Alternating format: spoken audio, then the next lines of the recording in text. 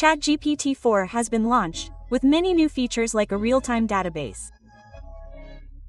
Now, we can upload any file format and ask questions from ChatGPT. Using all these features, today we'll create a working mobile app by creating our own UI design. So, if you imagine that my app should be like this, its UI design should be like this, its design should work like this, its animation should work like this, then you can create a working mobile app simply by creating its design and image format. And in this video, my challenge is not to use any Android app building software. Therefore, this video is going to be very intuitive for beginners. So, let's start watching the full video without skipping.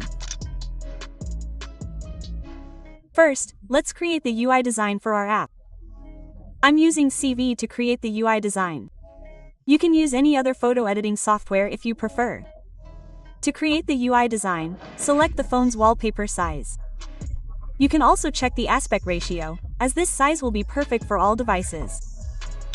So, to demonstrate, I'm going to create a timer app. First, let's create its design. I'll show you the first step.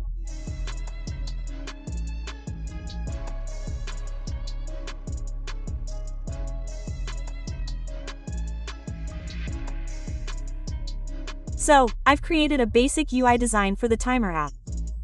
My UI design skills aren't that great, but I've done what I could. Now, let me explain how the app works. So, here's a timer app. As soon as you click the start button, the timer will start. Seconds, then minutes, then hours. After this, clicking pause will stop the running timer. Meaning, it will be paused. After this, as soon as you click continue, the timer will start from the time you just set, meaning it will resume. Clicking restart will reset the timer to 0. So, this was the basic design and UI of our app and how it will work. Now we'll learn how to convert it into an app. The rest of the UI will remain the same as the one we created. We'll create a similar app. And you can create a better UI design with a little time. So, let's download this design. Our app's UI design is ready. Now we'll convert it into a mobile app. For this, we'll use the Flutter Online IDE. If you've seen my previous video on Flutter, in which I explained Flutter, if you haven't already, check it out. I'll briefly explain the rest. Flutter IDE was launched by Google, and Flutter is cross-platform. This means we can create apps for multiple OS with a single code in Flutter. This means we can create Android, iOS, and even websites with a single code. The language used in Flutter is called .language. This .language is made up of multiple languages. For example, it's a combination of Java, JavaScript, and C. This is a .language created by combining multiple languages. You can come to this website and use your Flutter IDE without installing it.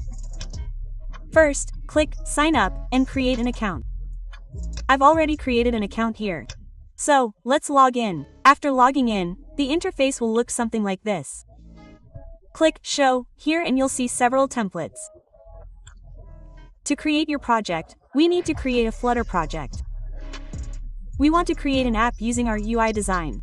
So, first, let's create a new project. Here, we'll select Hello World. We'll name our app.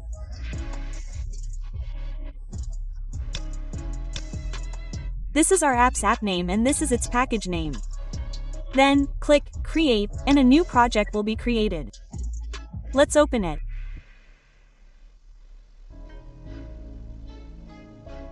So our Flutter IDE is now open online. Go to the Site Explorer and you'll see folders for multiple OS. As I mentioned, Flutter is cross-platform. This means you can create apps for multiple OS using a single code. Here, you'll find separate folders for multiple OS, such as for Android devices and Apple devices. You can also create websites. In this folder, you'll find our main .file, which is a single code. You can also create multiple codes if you wish. You can create activities as they are in Android Studio. The best thing about Flutter is that you can produce a good output with minimal code. Compared to Android Studio, you'll find that the front end and back end are separate. However, this one has a single code for both the front end and back end, which I found quite impressive. It's possible to produce a good output with minimal code. Go back to Explorer, open the Android folder, and click on the app. You'll see all the same files you see in Android Studio. For example, you'll find the manifest file, the java.cs file, and the resources folder. You can also see all those folders here. You can make changes to these files or create your app using the code from main.cs. In this Flutter IDE Online, you'll also see the AI features. For example, I've selected this much code. Now you have to explain it. ChatGPT can also explain it. So, here you have to go to ChatGPT, the AI assistant. You can explore it. You can understand the code, how it works, or its documentation. You'll also find Fix My Error here. For example, if you make a mistake in some code or encounter an error, it won't tell you where the error is. It will simply provide you with the code itself. Meaning, if you make a mistake in this code, or if you look at the analysis, you see an error in this ID, it will provide you with the code directly, rather than just telling you where the mistake is. It will directly provide you with the code. This is a great thing. For beginners, learning how IDE works, we won't be demotivated at the very beginning by an error in our first project. So, that was all about Flutter. Now, let's learn how to create our own timer app. Simply copy whatever code you found in the main.dot file. I'll explain why you need to copy it later. After copying, you need to go to the chat.gpt website. Upon visiting the ChatGPT website, you simply paste the code from the main.dot file here. Now, why did I paste it? The reason is that our main.dot file contains metadata specific to the app, such as the app name and package name. So, this is contained in the main.dot file, just like in the manifest file. If we don't provide this to ChatGPT, ChatGPT will provide its own code for the dot file. So, if we paste it there, it will display an error. Alternatively, you can think of this code as metadata, so that whatever we provide to ChatGPT, ChatGPT will analyze the code and give us the output. So, we've pasted it. Now we'll give ChatGPT the command. So, first, we'll upload our UI design to ChatGPT. So, we uploaded it. Now, we'll type proc here to create our timer app.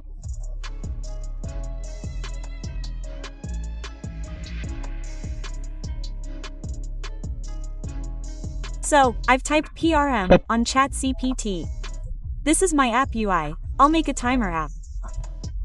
Meaning, I'm telling ChatGPT that this image is my UI design. Convert it into a timer app. And here, I've added some more features, like adding a shadow to the button. After this, we'll click the Send button. ChatGPT will convert our UI design into dot language. ChatGPT has provided the full code. We'll copy it from here. Go to our online ID and replace it completely from there. So, we've pasted the code. After pasting, you'll see the virtual online device in this online ID to view the output. So, go here and select the web emulator. Then click Build Project. Now, once our project is built, our emulator will run. So let's wait a bit while the build is complete.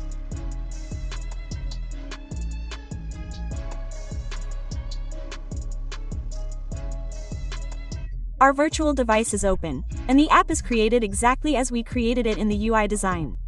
Now, let's check if it's working. Clicking Start starts the countdown. Clicking Push confirms yes, and clicking Continue continues from there. This means our timer is working perfectly, and clicking Restart resets the count to 0. Now, if you want to see the app's output on your real Android device, click on the QR code here, and you can scan it on your device to see the output. If you don't want to, you can also build the APK.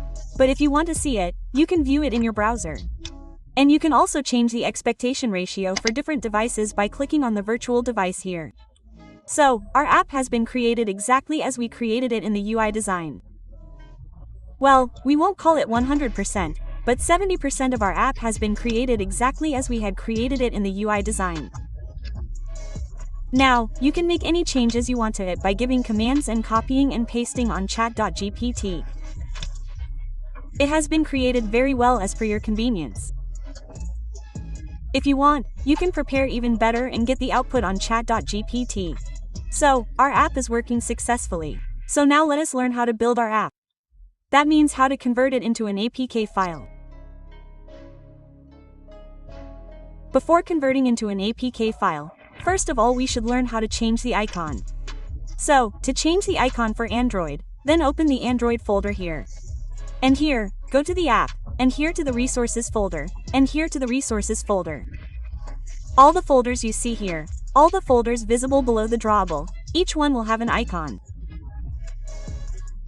So, you need to replace these icons with whichever one you want for your app. So, first, let's select an icon for your app. So, I'll apply one of these icons to show you. If you want to publish on the Play Store, you should create your own icon, rather than downloading this one and applying it to your app. So, I've downloaded this icon.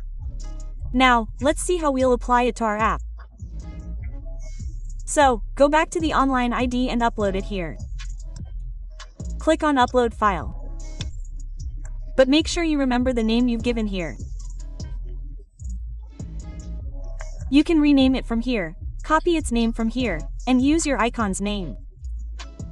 Now, you can delete it or not. Go to Upload, Upload Files and upload your icon, and it will automatically replace it. This means you don't need to delete it. You can do whatever you feel is right. But make sure you change the name. I've done that here. Now, when you click Upload, the name will automatically be replaced. You can see it if you want. A message stating, "Successfully uploaded," will appear here. If you double-click on it, your icon should open. Perhaps the icon doesn't open. You need to replace all the folders you've provided with your icon. So, I've replaced all the folders with their icons. Now, let's build the app. So, to build the app, go back to the emulator and you'll find a variety of options. There's a 32-bit option, a 64-bit option, and an ISO option. We want to use 32-bit.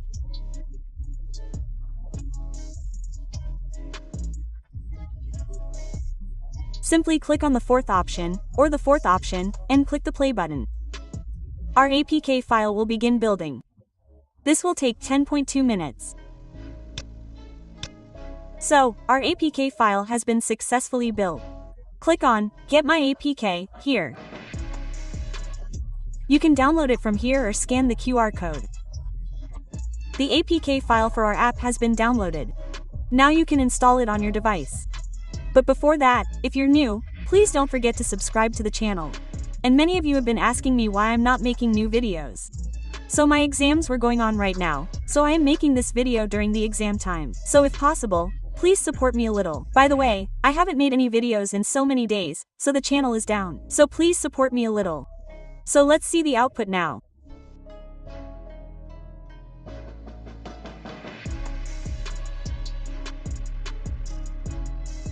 So that's all for today. I hope you found the video inspiring. If you found it inspiring, then please press the like button, and if you want to see more such content, then please subscribe and support me a little. See you in the next video.